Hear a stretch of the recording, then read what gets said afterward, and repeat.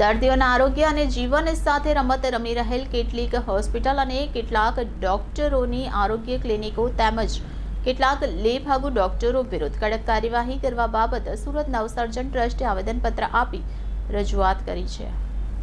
હાલ ગુજરાતમાં નકલીની બહાર પૂરજોશમાં ચાલી રહી છે। એક પછી એક નકલી કચેરીઓ ઝડપાઈ રહી છે અને હાલમાં જ અમદાવાદની ખ્યાતિ હોસ્પિટલમાં પીએમજેએવાય યોજના હેઠળ મસમોટો કૌભાંડ સામે આવ્યો છે, જેમાં કેટલાકને તો જીવ ગુમાવવાનો વારો આવ્યો છે। તો અમદાવાદની ઘટના બાદ રાજ્ય સરકારે 7 જેટલી હોસ્પિટલની પીએમજેએવાય યોજના રદ કરી આવા લેભાગુ હોસ્પિટલ અને બોગસ તબીબ સામે કાર્યવાહી કરવા સુરત નવસર્જન ટ્રસ્ટે સુરત જિલ્લા કલેક્ટરને આવેદનપત્ર આપી રજૂઆત કરી હતી।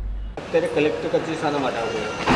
અમે કલેક્ટર કચેરી એટલા માટે આવ્યા છે કે સુરતની અંદર ઠેર ઠેર બોગસ ક્લિનિકો ડૉક્ટરોના ઊભા થયા છે, જે દર્દીના આરોગ્ય સાથે ચેડા થઈ રહ્યા છે, તે લોકોના જીવન સાથે ચેડા થઈ રહ્યા છે અને કેટલીક હોસ્પિટલો પીએમજે યોજના, આયુષ્યમાન કાર્ડ યોજના હેઠળ ખોટી રીતથી સરકાર પાસે પૈસા વસૂલી રહ્યા છે અને ભૂતિયા દર્દીઓ ઊભા કરી અને ખોટી રીતથી પૈસાની લેવડ દેવડ કરી રહ્યા છે। તે સંદર્ભે આવી હોસ્પિટલોને બ્લેકલિસ્ટ કરવામાં આવે, એ લોકોની તપાસ કરવામાં આવે અને અમદાવાદની જે ખ્યાતિ હોસ્પિટલ છે ત્યાં નરસંહાર જેવું થયું છે। પૈસા માટે દર્દીઓને ખોટી રીતથી હાર્ટના ઓપરેશનો કરી નાખ્યા છે।